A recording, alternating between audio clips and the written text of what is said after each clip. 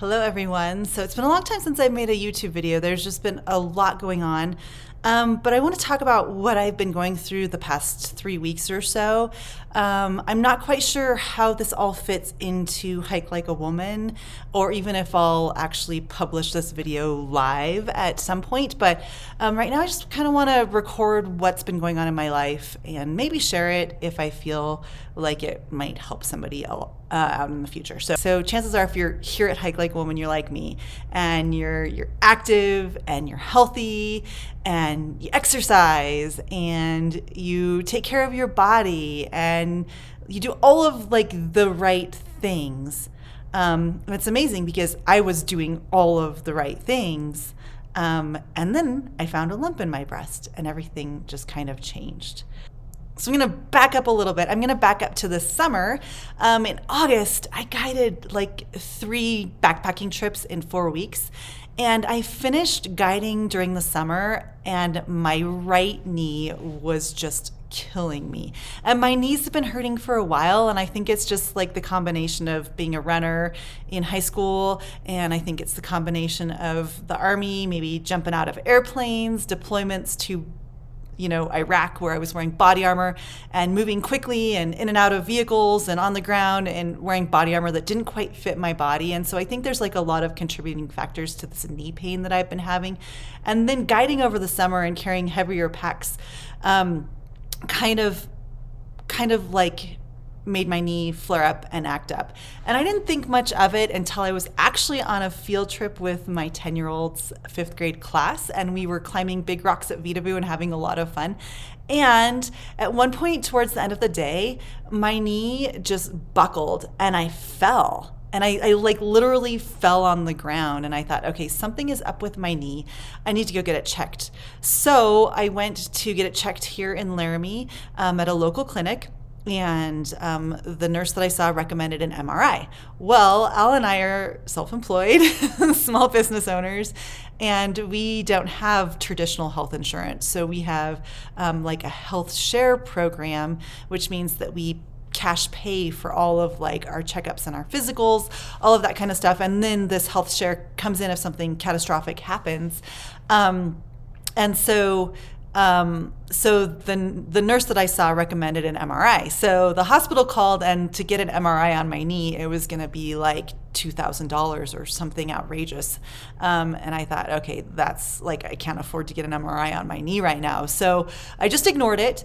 And my husband was like, well, let's get you into the VA system because the VA can look at your knee and they'll take care of you. I don't have a VA disability rating, but he was like, the VA will take care of you. So they offer health insurance to veterans or whatever. So I set up an appointment for the VA to get my knee looked at.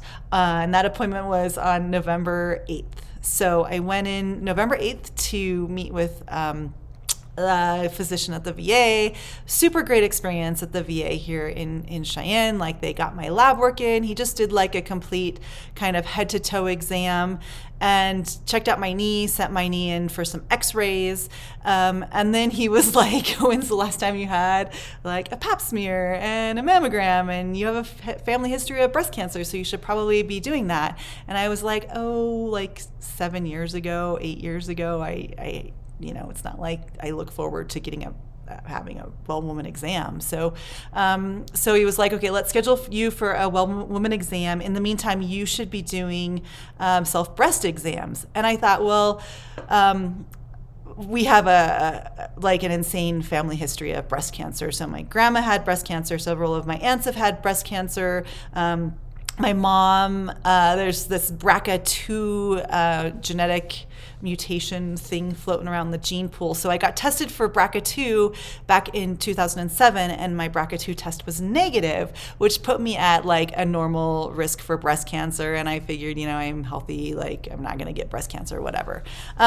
So I left the doctor's office, and I thought, well, I should probably just start doing some self-breast exams. I think I made a joke about my husband maybe doing some breast exams for me, whatever. And so on Tuesday morning, the 9th of November, I was in the shower, and I thought, well, I'm in the shower and my boobs are like they're all wet and slimy. It's probably a good time to, as I soak my armpits up, maybe I'll feel around my boobs. And so I was in the shower and I was washing my armpit and I just reached over and all of a sudden I felt a huge lump on the right side of my breast. So right about here I have a lump and it's bigger than my thumb. And so I got a little nervous, but I thought, okay, maybe it'll just go away. So I didn't tell Al.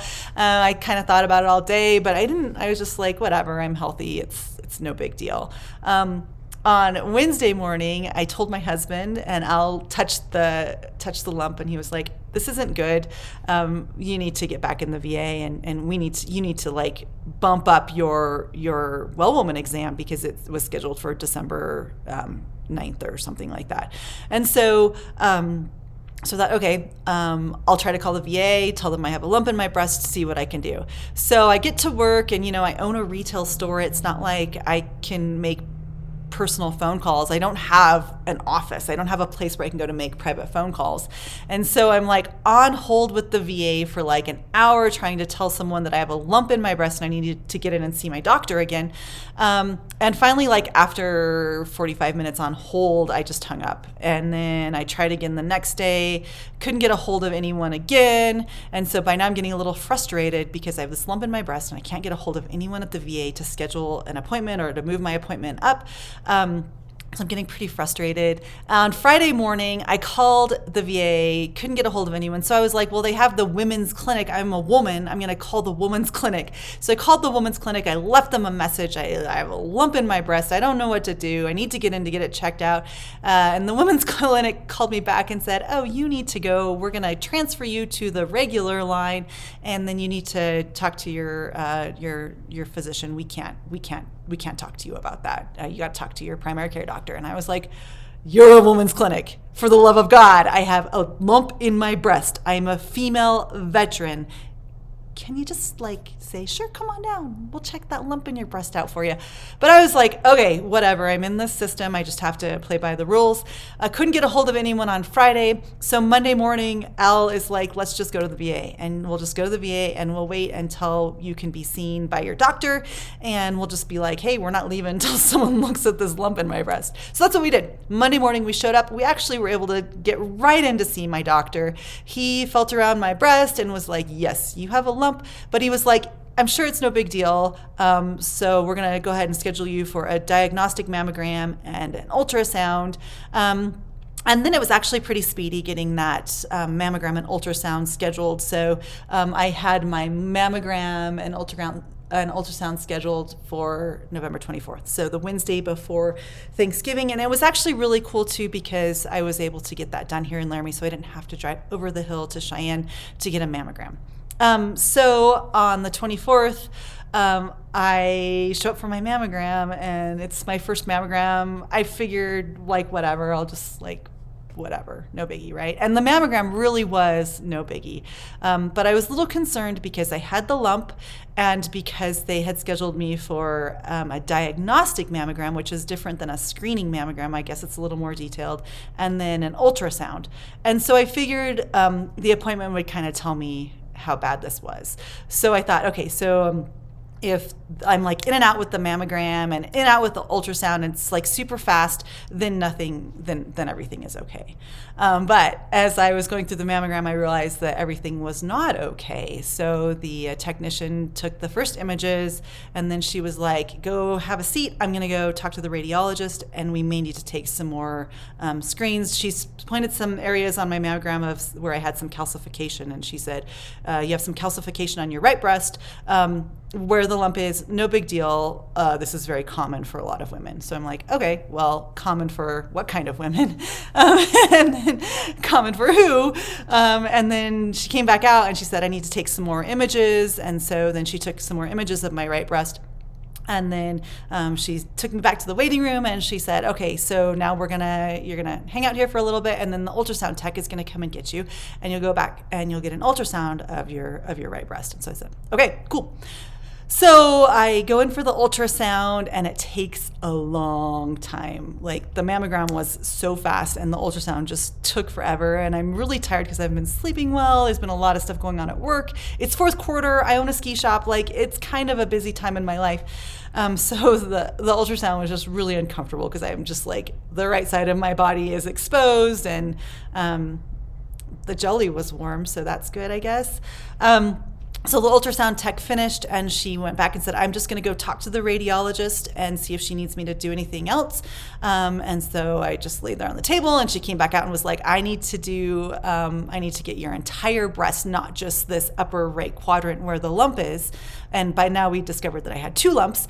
And so she did the ultrasound of the entire right breast, and then she left and said, I'm gonna go check with the radiologist and see if she needs anything else.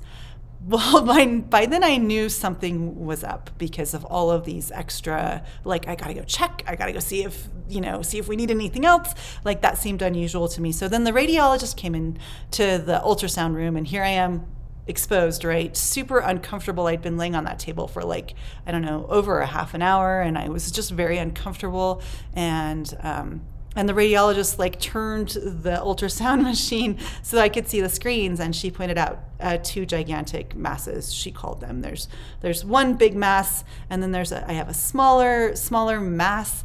And then the radiologist said to me, you need to have a biopsy as soon as possible. She said, this doesn't look good, but don't lose any sleep over it. So I'm like, what does that even mean? So I left, I put my clothes back on. A nice little woman escorted me out the door of the hospital, and I got back into my car and I cried because I was like, I don't know what this means. This means, okay, I need a biopsy. But the radiologist said, it doesn't look good, but don't lose any sleep over it. And I thought, well, if it doesn't look good and I shouldn't lose any, like that's so conflicting to me, right? And so I went home and I had a good cry, and it's Wednesday, the day before Thanksgiving. And so I was like, well, I have to go to work. So I cried because like I was so uncertain. I didn't know anything, right? So then Al came, took the boys, we went out for lunch just because I was feeling like I don't know what's going on and I was starving. And then after lunch, I'm right here at this very spot, my retail store. My employees are here like this. It's, Wednesday before Thanksgiving. It's a busy day. And I open up my email and I see, I see like really bad test results. I see, I just keep seeing this word malignancy everywhere in the results, and then I get to the bottom of the results and it says BRADS or BIRADS, like I don't even know how to say it, but it said BIRADS category 5. And so of course I Google and I'm doing all this research on what does that BRADS 5 even mean, and it means 95% chance of breast cancer. And it also means that like when they do the biopsy, if I get a negative breast cancer result, then they go back in and test me again. So in my mind, for the past like week, since I've just like been wrestling with this like mammogram ultrasound result thing, I've just had a lot of questions. And the biggest question I have is like, do I have breast cancer? So 95% chance that I do have breast cancer. I have 2 lumps in my breast. But I don't have any answers. And so that's kind of where I am right now. It's December 1st.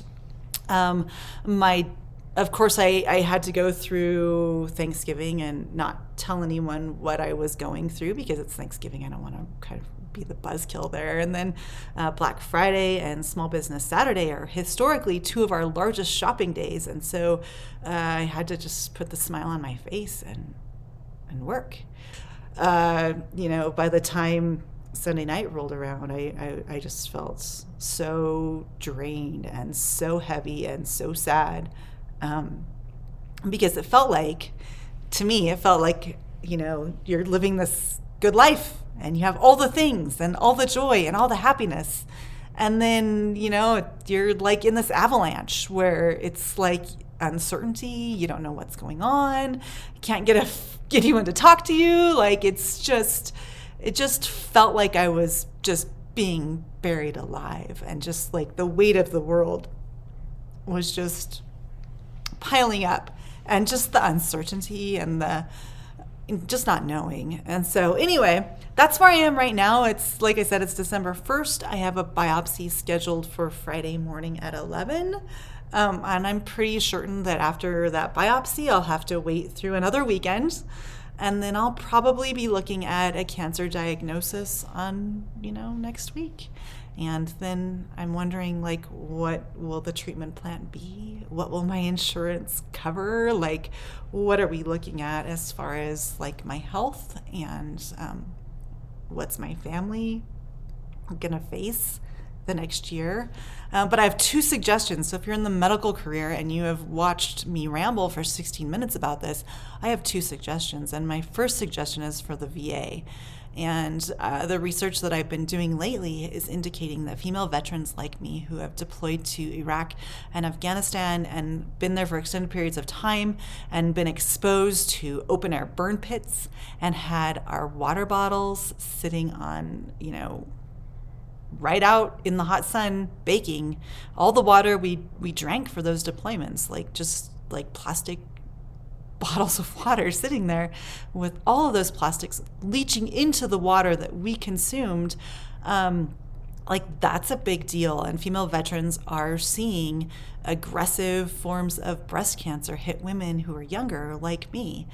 So if you work at the VA and any woman calls you and says that they have a lump in their breast, they need to be taken seriously.